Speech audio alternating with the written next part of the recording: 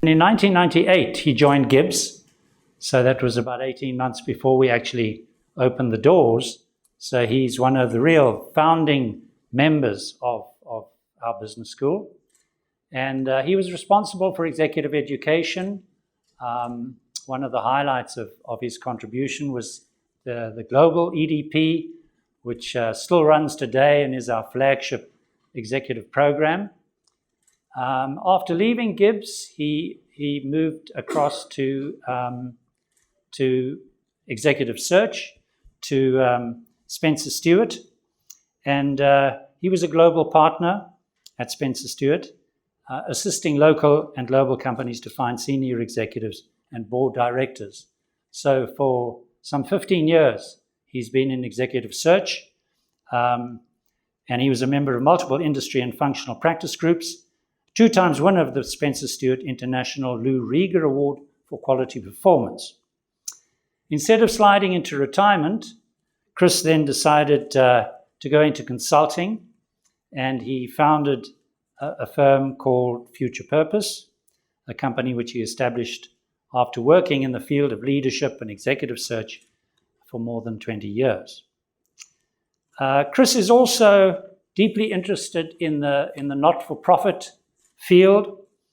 He's chairman of the Nature's Valley Trust, which, as you know, is an NGO dedicated to conservation and conservation education for local communities, particularly focusing on an awareness of the importance of marine conservation, and particularly in the Tsitsikamma National Park. He serves as the chairman of the Sea Change Project, which produced the globally acclaimed film My Octopus Teacher, which I'm sure most of us have seen. It's an NGO dedicated to driving global awareness of the importance of marine conservation, and particularly the kelp forests and seas of good hope surrounding the Cape of Good Hope. He serves on the board of Columba Leadership, which focuses on building values-based leadership competence in over 200 schools in South Africa while developing the next generation of young leaders. Chris is married to Jane Sims, who's here this evening, and has one daughter, Lindsay, who's also here. Welcome, Lindsay. His hobbies, as he's not busy enough, include photography, travel, music, conservation, agriculture, history, sport, fly fishing, and art. So a warm welcome to Chris. Thank you. So I'm going to ask Chris a few questions about the book, and then we'll open up for any other questions that people might have. But Chris, I must say, it's most impressive that you're still so active and found the time to write a book. And that's no mean achievement, I must say. You've brought some notes here because you said you wouldn't be able to remember all 235 pages of the book. So congratulations on that massive achievement. So let's start there, and let's ask why on earth you decided to write the book, and a bit about your journey, the experience of putting pen to paper and writing this book. Yeah, thank you, Carl. Thank you for that introduction, and welcome everybody. It's nice to see some friendly faces here, and it's also hopefully going to be nice to share some knowledge and some ideas, because what I wrote in this book is a reflection of my experience, but in this room there's 1,000 years of experience, so maybe we can share some of it this evening. The reason why I wrote the book was really to capture the model that I designed. The model is really a framework for decision making, for people to take decisions, proper decisions, or strategic decisions in their careers. And the model really emerged out of, I suppose, 4 years at GIBS, 15 years as a headhunter. And one of the most profound experiences that I had as a headhunter was just watching executives make big mistakes. Watching executives make the kind of mistakes that were sometimes avoidable, not always, but very often they were made because people weren't fully conscious of their entire being. They didn't take a holistic view of themselves. And so the model I designed was really to try and help that, and to try and create some sort of a decision-making framework that would help people make those big strategic decisions and do it in a way that gave them a far greater sense of independence. Corporates and large organizations hire executives into very senior roles, and those are very important decisions. And when they go wrong, there's a lot of collateral damage. When they get it right, it is extraordinary how that can have an exponential impact on the success of the business. And it's something that we'd like to talk a bit about tonight as well, about the whole issue of capability. What is it that makes senior executives perform at the level that they should?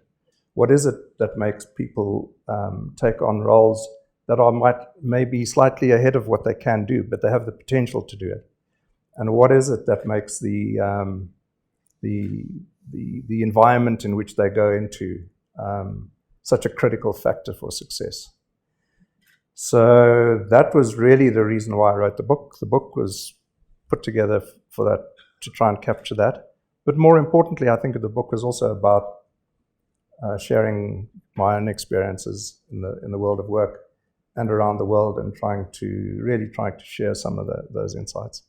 The journey itself, I divide the world into two types of people: those who've written a book and those who haven't written a book. And those who haven't written a book are better off, much better off. So yeah, it's a tough journey. But at the same time, when you write a book, you also learn a huge amount about yourself. And while you're writing, you're thinking about how the world impacted on you, how you responded. You think back about the times that you made huge mistakes, which we all do, and you think back about what drove those decisions to make you into the person that you are today. So the journey itself was very inspirational in many ways. You'll see in the book there's an extensive reference list. So when you're writing something like that, you have to reference it. And in that journey, there was a huge amount of new knowledge, new discoveries, new ideas that came out. I write in the book that the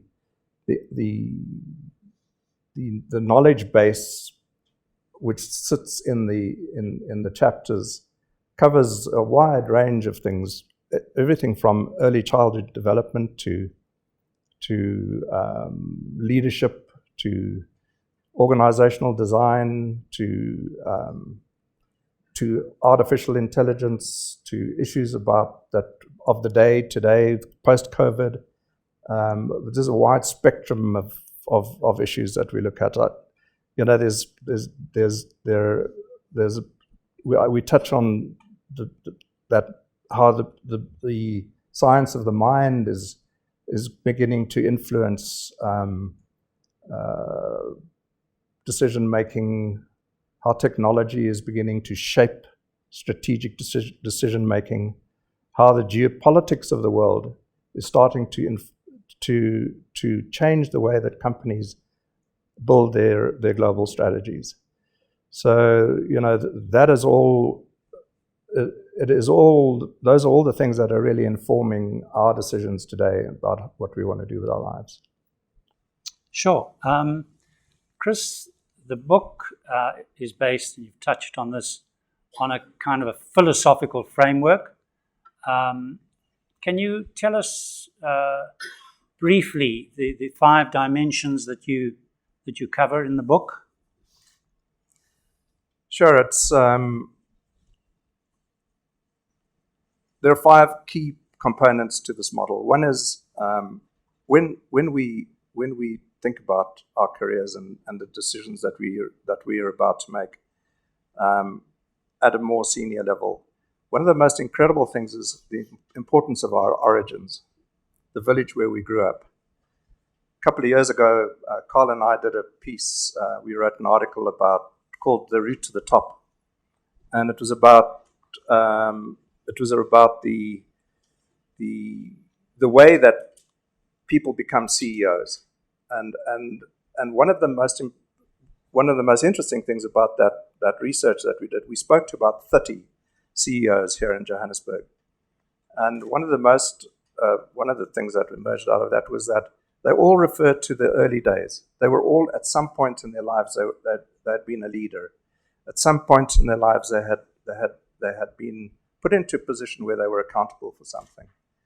And all of them spoke about the importance of those early days, the influences, the parents, the parental influence, the influences of their peers, and how that really shaped their view of the world. It also shaped their value systems, shaped their sense of identity, shaped their sense of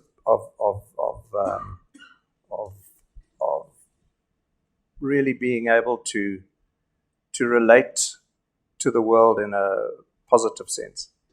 Also, clearly, when you read Dr. Perry's book, who just recently wrote about early childhood development, the early traumas that people experience at a young age are also reflected in a lot of what happens to them later on in life. So I touch on that in the book. But those early years are important, very important. In the work that I do currently, I also see that all the time. And it's something we as South Africans, I think, miss sometimes, because we don't pay enough attention to where we come from. Where we come from is a critical component for understanding others in the room, understanding why people think the way they think, why they behave the way they behave, and where their fears are and where their potential lies. A lot of it is rooted in where we came from. The second part of it is really about capability, developing your knowledge, which schools you went to, which universities you went to, what kind of a degree you got, how you developed as an individual on that route to the C-suite. This is a major component, I think, for us as well as South Africans. Our pursuit of knowledge is going to be a critical component of our ability to compete in the world. Many of the executives that I've met around the world and worked with are particularly in Europe, are deeply well read. They read extensively. I find that in the New World, in Australia, America, and South Africa, those are the two sort of countries that come to mind. I find that people don't read. They don't read enough. They don't develop their deep knowledge, because it's the deep knowledge that's going to allow you to compete in an increasingly complex environment. And the business schools such as GIBS play a major role in that. It's an important part of it. The company cultures, if you've got to work for a company where there's an extensive amount of training and development and leadership development, you're very lucky. At the end of the day, I say what my view is that you actually have to develop yourself. You cannot anymore sit around waiting for other people to do it for you, because they have your interests at heart because of you work for the organization. But beyond that, I think it's critical for us to start really going much broader in our knowledge development. And then the third part of the model is about context, the context in which we thrive. We've all been in organizations where we found the atmosphere to be quite toxic. We've all been in teams and places where there's just been brilliant, and we've done so well. The culture of the organizations, the kind of leadership that you find there, the purpose and the passion that you can pursue in those environments is critical for you to succeed. So the context is very important. And we'll talk a little bit about that in terms of leadership. because the leadership question is all about context. It's mostly about context. And then the fourth component is about where we are in our stage of life. When you're 20, 30, 40, we all have different needs, we all have different aspirations, and we have different requirements. And so as we go through through our stages of life, so do our needs change, so do our pursuit of different meaningfulness and purpose. And then the fifth part of the model is about purpose. I write a lot about purpose and meaningfulness in the work, and we can chat about that because I think it's post-COVID. It's become a very relevant issue.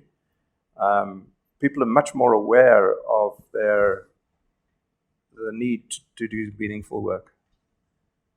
So those are the 5 components. Okay, and maybe you can expand on some of the sub-themes. Chris, renewal, diversity, changing world of work you've touched on, intelligence, capability, leadership style. Can you talk about some of those sub-themes?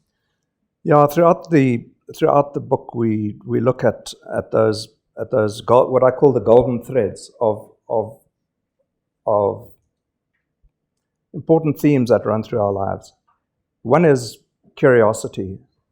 I think people who are curious tend to push themselves quite hard sometimes. People who are curious go and look in places where other people don't look for knowledge, information, and learnings. And I start the book with a quote. Every child is born curious.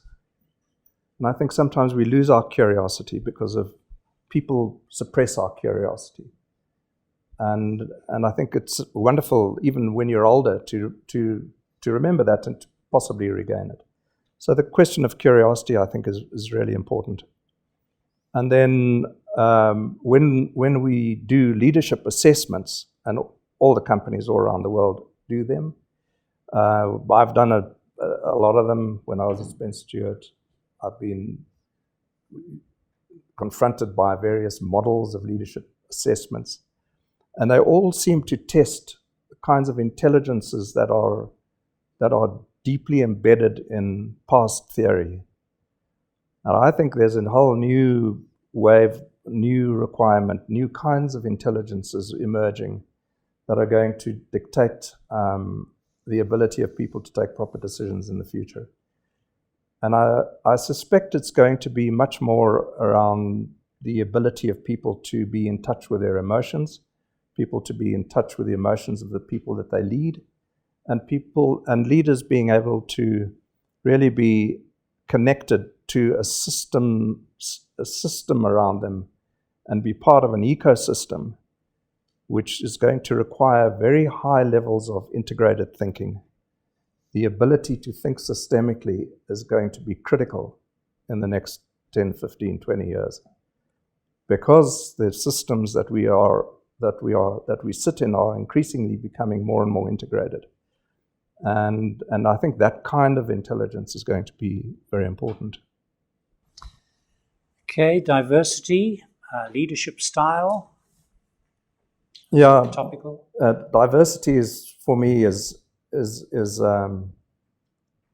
obviously a huge issue around the world, and many countries really struggle with it. I mean, they pretend to do all sorts of wonderful things, but they struggle with it. I think South Africa still struggles with it, but I think we're quite a way down the line. All I can say about it is that I've never been in a team or been involved in an organization where, when diversity wasn't present, where you had good decision making.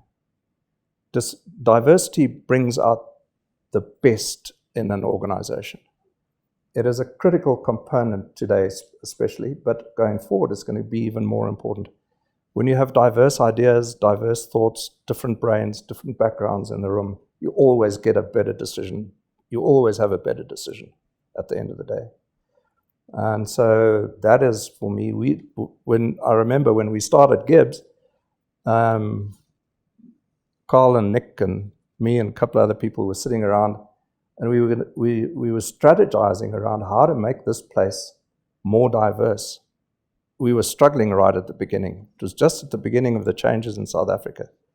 And look at it now. I mean, it's just evolved fantastically. So, leadership styles, Chris, in your experience in search, different people, different styles, some work, some don't. Are there any kind of golden rules? Yeah, it's such a huge topic because it's a critical part of being a successful leader is the style that you bring to the organization. But I'm wary of trying to emulate great leaders. I write about it in the book.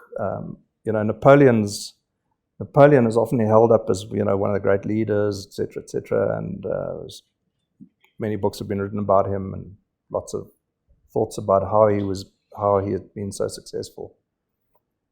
But the reality was that when he was no more, and all his generals had been really incredibly loyal. I mean, they went through the most awful battles and war zones with him and stuck with him. But when he was no longer there, and they were handed out a whole range of different roles within the French Republic at the time, they all failed miserably because they were put into a context which they couldn't handle. And you saw the same things happening to the senior leadership after Jack Welch left General Electric. Most of the senior executives that served under him were relatively unsuccessful after they left because they went into contexts which were just completely different. So I think leadership style is aligned with the context. Leadership style very often determines the culture of the organization, and leadership style can make or break a leader very quickly. We can talk more about that. I'm sure there'll be some questions, but it's a big topic. But I think if you understand that no single leader will be highly successful in all places. There will be places where they're absolutely poor. There are other places where they'll be very, very good at leading. Oh, we weren't planning to talk about this, but rugby is obviously such a big topic at the moment. Yeah. A few words about Siya Kolisi and his leadership style. Anything you like to draw attention to? Yeah, I think there are lots of opinions about it. I mean, I think he puts it. He really describes it the best. He says it's not about me. It's about the team. It's about the country. It's about a much bigger, higher purpose. And I think they embody that team. They're absolutely extraordinary in the way that they can pull that messaging together and deliver on it. He has obviously deep natural leadership capabilities, and I think Rossi Erasmus talks about that in his book. But it's an indication to me of all great teams, all great organizations. They always develop a sense of common purpose. The CEOs and the top team put together a vision for the people in the organization that allows them to galvanize behind something bigger than the organization. And that's, you see what forget his name now, the CEO of Unilever did when he was in charge of the last 10 years. He galvanized the whole of Unilever around a common purpose, and that was to improve the environment in which Unilever operated. And he did that fantastically for many, many years. There are many examples of this. Patagonia is another example of a company that really galvanized it. It built its brand around making a difference in the environment. So, I think the Boks really, they're embodiment of that concept of a bigger common purpose. And a great example of diversity. as well. Yeah. Chris, you did touch on this, but you write about the critical need for business leaders to develop their systemic and holistic thinking capability. Why is this such a strong theme of the book? Could you expand on that? What we're seeing now around the world is from a commercial perspective, a deep swing in the paradigm. And when I say that, I mean the economy and the economics and the way that the world works and the way that banks manage global funds and debt. And what we are seeing is a huge shift in the way that capital flows. It's still early days to say whether that's how that's going to play out. But what we are seeing is that capital is flowing far more towards companies that are involved in either in the environment or building businesses that are related to the environment. Obviously, it's all about climate change. But most of the fossil fuel companies, and such as Shell and also BP, the oil companies, are all trading at massively discounted values. And the trend now is much more in away from that direction. Obviously, these are early days. We're not sure how it's going to play out. But as we see these kinds of shifts happening, so many other shifts are also happening. We're going to be seeing huge migration patterns around the world. People are going to be migrating from climate disaster zones to places where they can survive. That is going to have a huge impact on the economies of the world. And thirdly, I think there's an emerging global consciousness, particularly amongst the youth, around what kind of a life do we want to have on this planet if we keep on destroying it. I don't think that there's anybody in this room that has a view of what's going to happen around any of those issues, but we know that they're happening. And if you don't have a systemic view of the world, and if you don't see the world in terms of the ecosystems in which we live, I think it's going to be very difficult to run any kind of organization or business successfully. I think things are going to move very fast. I think things are going to change a lot faster than we imagine. And because I'm involved in the world of climate discussions, particularly on the marine side, our oceans are critically endangered if we start with deep sea mining. Every second breath we take comes from the ocean. And if we destroy that fragile ecosystem, we have no future on this planet. And I don't think a lot of people realize how important it is.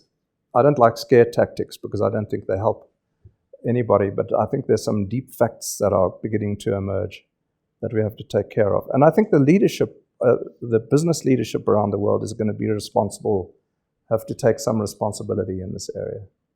And I write about that in the book as well, which is why it's so important for us to be taking a much more broader view of things, developing our knowledge, understanding how these systems work.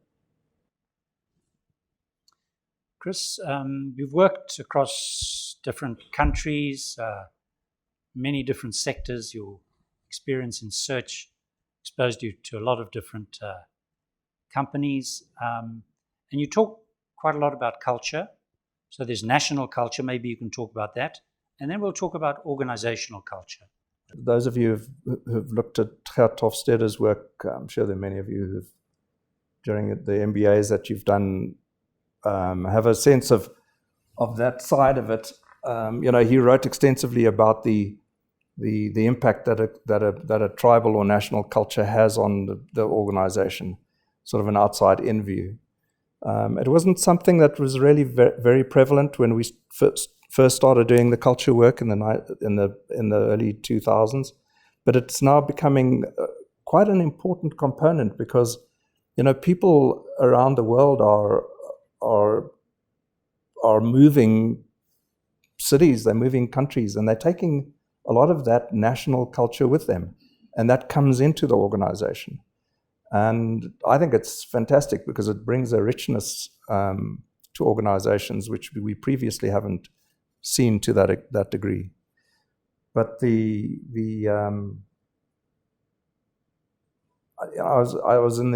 worked at the United Nations for 5 years, and there it's kind of place where you meet many people from many countries, and it was a fantastic experience because you just realize what the richness that sits in this world, the incredible power of diversity, and the amazing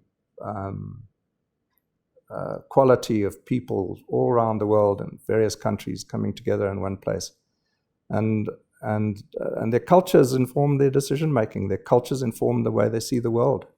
Now, if you don't understand that and you're involved in the global business, you're going to get behind very quickly. So for me, that was an important part. And then the organizational culture part is I've spoken about that earlier this evening. It's a critical component. Culture is the fuel that drives the engine of an organization. Culture is the fuel that drives potential in the organization. Culture is the driver behind getting the strategy implemented. If you've got a poor culture in an organization, you will not achieve anything near to what you think you're going to. It undercuts your strategic implementation all the time. So the ability of leaders to build great cultures in organizations is crucial, and it all starts at the top. New CEO coming into an organization where you'll immediately feel it. I'm sure all of you have had experiences where you've gone into organizations with a new leader coming in, and you immediately start feeling the tone changes, the flavor of the room changes, the smell of the place changes, the way that people interact with each other start changing. I remember there was a time when we were doing a lot of work for one of the big mining houses here in Johannesburg, and they had a very famous CEO who had an incredible impact on his top executives. They all dressed the same as the CEO. They wore the same tie, the same jacket. They walked the same. They were like penguins in a row walking along behind him. It was the most extraordinary thing to see how the culture of one individual leading an organization can change the way that people actually behave physically. That's the kind of stuff that you just want to avoid. Yeah, the organizational culture. And I mean, I love that description of the culture as the smell of the place. I mean, it is almost tangible and really fundamentally important in the success of the company. Yes. The best strategy, the best structure, but that culture is part of what makes it successful. Yeah.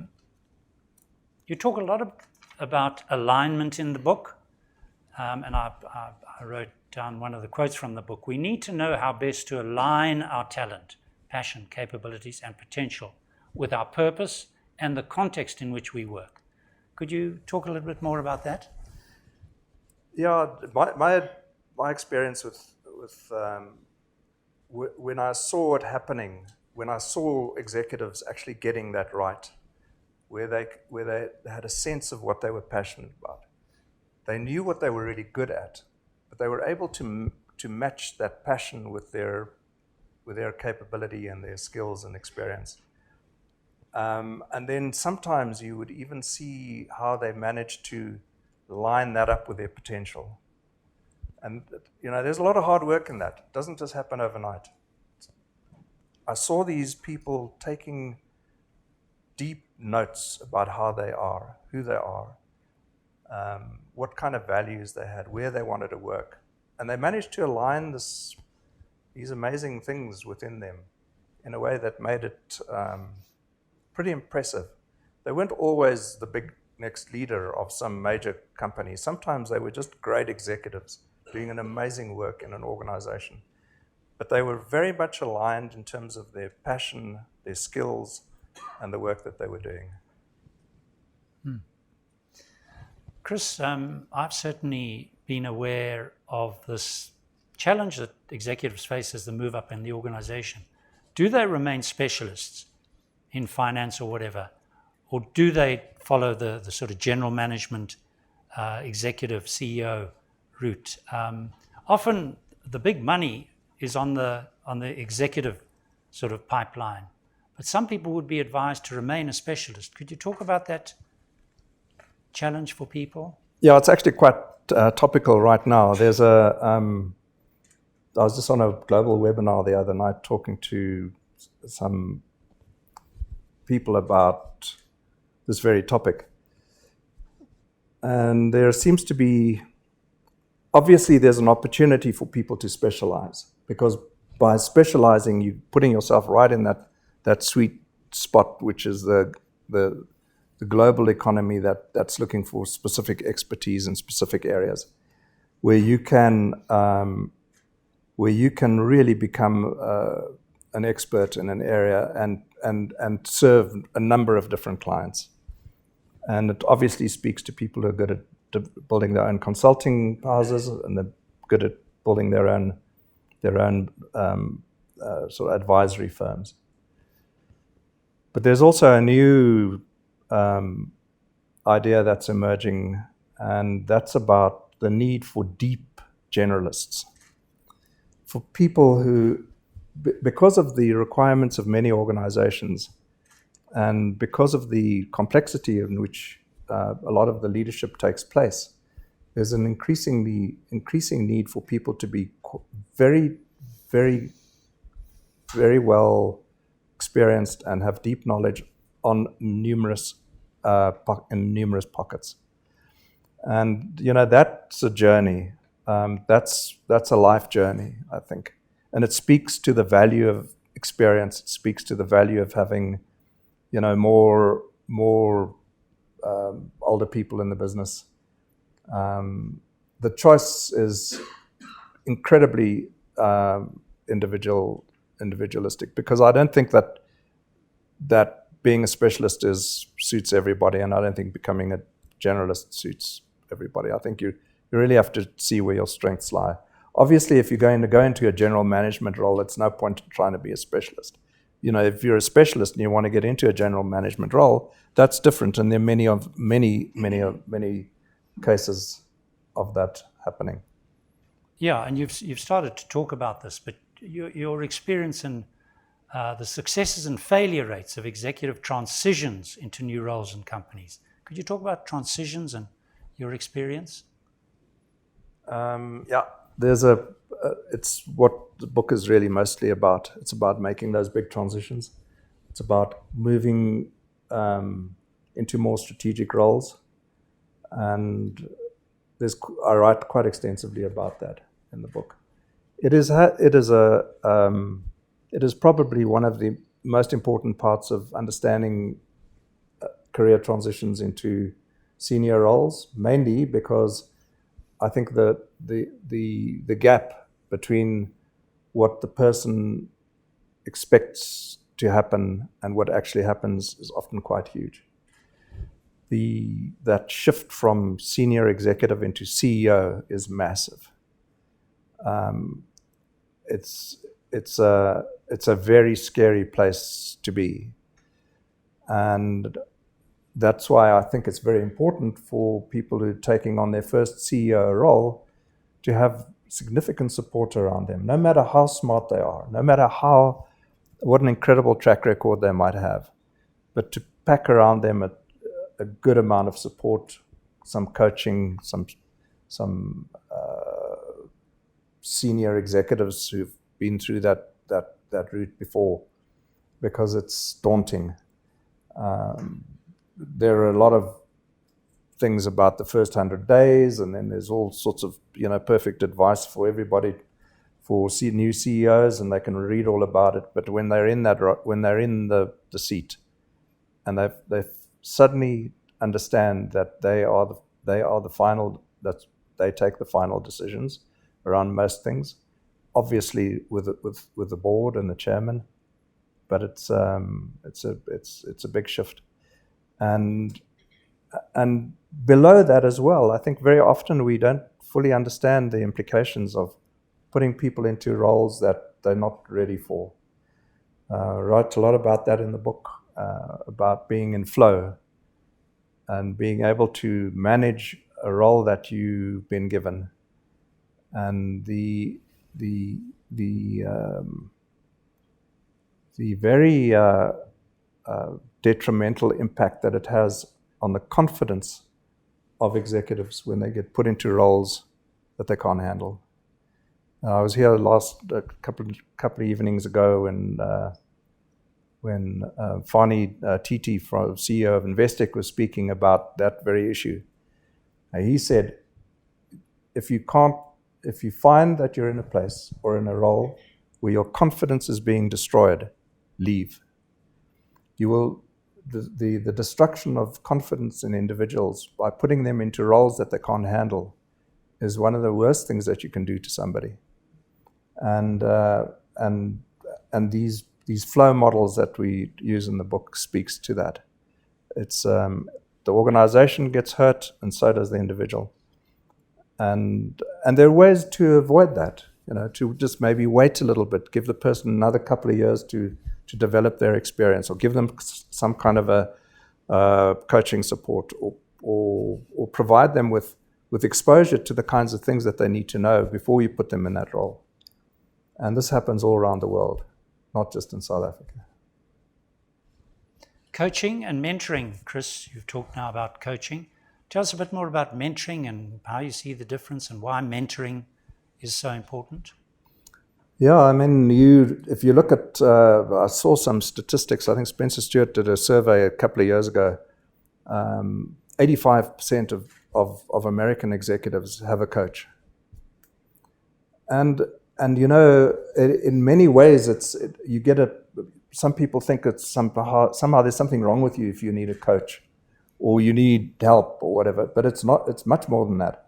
It's about having somebody that can act as a sounding board, somebody who you can bounce ideas off, somebody who can maybe be a bit of a guide around some very critical moments where you might be about to make a mistake, and somebody who can create a framework for you in which you can take decisions about your leadership style, and the kinds of things that you need to be focused on. I think coaching is an important component of a modern leader's daily smorgasbord. Mm. Yeah, and the coach is often an executive coach outside the organization, not there to give you answers, but to ask the right questions. Yeah. A mentor, a more senior person in the organization that one can go to and get guidance and learn more about the organization and its culture. Yeah. Would that be the difference? I think so. I think mentoring is a very difficult thing to get right because of the politics of organizations. I think it's tricky. Very often you see senior executives being appointed as mentors to junior executives, and there's all sorts of dynamics occur in those relationships that are not always healthy. Sometimes, if you've got a great mentor and they can really help you navigate through the complexities of the organization, it's an incredible advantage. But sometimes it doesn't always work. Because I've got one more question, and then we'll open it up to the audience. Post-COVID, so much has changed in terms of hybrid working and online and people not going into the office, for the whole 5 days of the week. The advent of AI, the whole environment in which we're operating has changed dramatically. Could you talk about how that's impacting on companies and success? Yeah, it's such a big topic. Should I take a view? I'll take a view. I'll put my neck on the block. I think it's going to revert to what it used to be. I don't think people learn very much when they're sitting at home. I think a large part of the learning happens when you're involved with people, where you make big mistakes. You shout at somebody. You get grumpy. You have a bad mood, and you see the reaction of that bad behavior on the team around you. You don't learn that by sitting at home and staring at a screen. So I think that's one part of it. The other part of it is I think that many people who like to work independently, they've always been in the mix. Pre-COVID, there were many. I was one of them. I prefer to work on my own, quite frankly. I'm not big on being told what to do. But I have a sense that some industries are going to really grasp this as something that really works for them. And you can see that in the highly sales-driven organizations. The sales guys aren't in the office. Well, they shouldn't be in the office in any case. And there you see that model really working. Obviously, in some organizations, it's going to work it just won't work at all. And then the big extraction mining companies and all that kind of stuff, or manufacturing. But I think the trend will be back to what we had before, with maybe a little bit of flexibility, and not because of any. I don't have any specific feeling one way or another, but I do think there's a second piece to it, and that is it's a leadership challenge. When you're leading when you're leading teams, and they're all disparate and they're all over the place, and you're staring at these many screens that are switched off, and you're trying to get some sort of a conversation going in the room, and you've got no idea what these people are really thinking. And I do this all the time. I have these screens in front of me where I'm trying to gauge an impression or a view of somebody's emotions. It's deadpan. It's terrible. And it drains you. It's incredibly draining.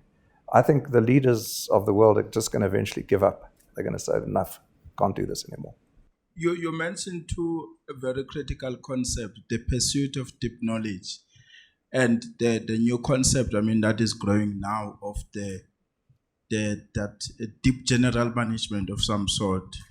And one then would be curious to say, how do you then balance, with the fact that the executives at this day, they're expected to work at a very different speed than it used to be, because the mistakes that they do, they're expected to recover as soon as possible. Now the question is that how is that then balanced, the pursuit of the knowledge with the speed, and also what is the importance of the things like the natural talent as one seeks that deep knowledge? Thank you. I think it's a challenge that sits deeply in just about every single company that's embedded in technology. Sasol is actually a good example of this, and it has been for many, many years, because it's always been it was a highly innovative organization, creating new markets, new products, new and innovative thinking in a very challenging environment. And over the years, also speaking to the people who led the talent management in Sasol, it has always been a challenge for the organization to try and match the technical capability which was huge, and at the same time keep up with the global pressures on the organization to compete. There are a whole bunch of people in the room here that know more about it than I do, but I think you've sort of touched on something that I think is difficult. Not sure what the answer is. I just want to bring a little bit of politics in organizations and the CEO. So if you look around the world in a context where politicians and CEO are working together, or organizations, they direct the countries to the right directions. So in the context of South Africa, has the organizations and the CEOs become softer of letting the things that are affecting organizations to pass by, and not communicating or working together or having an influence and impact when it comes to the politics of South Africa? And then that's number one. Number two, it is, what is it that one can do to be a tough leader that you're not only dealing with the organizations, but at the external factors that impact the organization, what one needs to do to be a tough leader or tough CEO. I think you touched on the heart of the whole debate around ESG. One of the biggest challenges for CEOs, not just here, but anywhere in the world now, is to try and understand where the boundaries lie. Many CEOs are very risk averse to getting involved in political issues where they have no political mandate. And those who have ventured into those territories have often not come out of it looking too good. And I think the reason for that is because business people know how to run businesses. They're focused on a business landscape and the demands of their organizations. They're very often not that adept at managing the social and political conversations, and you can't blame them for that. How much do they have to get involved? I think it depends on the organization, it depends on the political space that they find themselves in. Your question is, what can they do more of?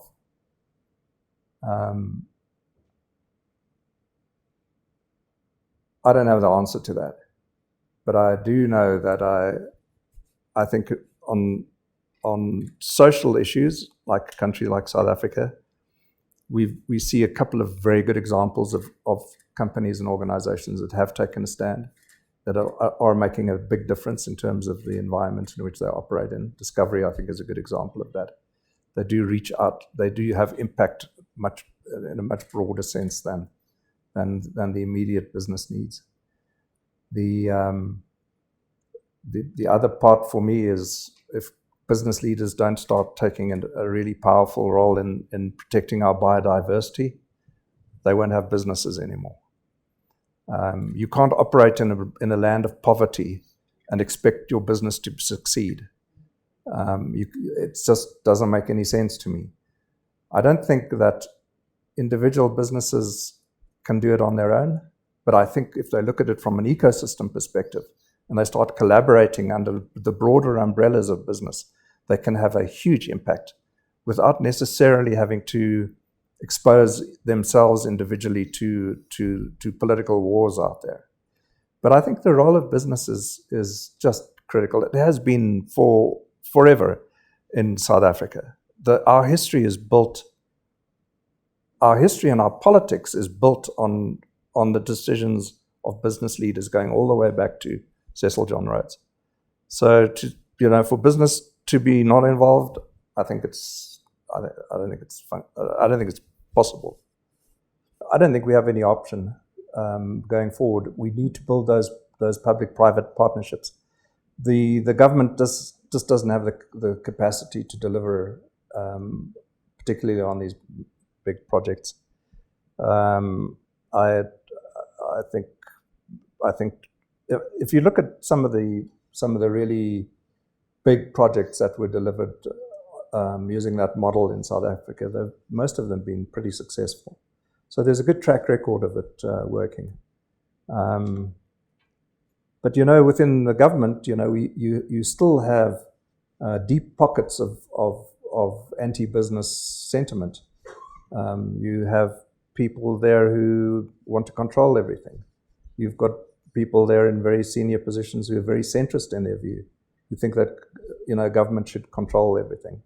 So those are impediments, I think, to building these kinds of partnerships. On the business side, I think business is quite skeptical of getting involved with projects with the government because of the what happened in the last 10 years. So I think it's important that we do it, but I'm not sure that it's going to be happening at the scale that we require it quickly. And I think this is really the role for the business unities of the world, to start bridging these gaps much more effectively. But with the political environment that we're currently in, I think we're it's not going to happen tomorrow. Chris, just last observation or question. I mean, it's a great achievement to write this book. Did you have a sense of satisfaction when you completed it? Was it just a grind to get it done? I mean, what sort of satisfaction did you get out of writing the book? There's only one person who can answer that in this room, and that's Vanessa Wilson, the person who helped me through this journey. I think without her, I wouldn't have been able to complete this book. It was a big Undertaking. And I was very pleased when it was finished. When she phoned me and she said, "We're not making one more change," I said, "Okay, that's good." Drew a line through that. But it's a big job to take on, and I think you just don't do it on your own. Jane, my wife, was incredibly supportive. Without Vanessa keeping the pot boiling, not sure it would have happened. So you don't do this stuff on your own. You always do it with a team around you, people to support you.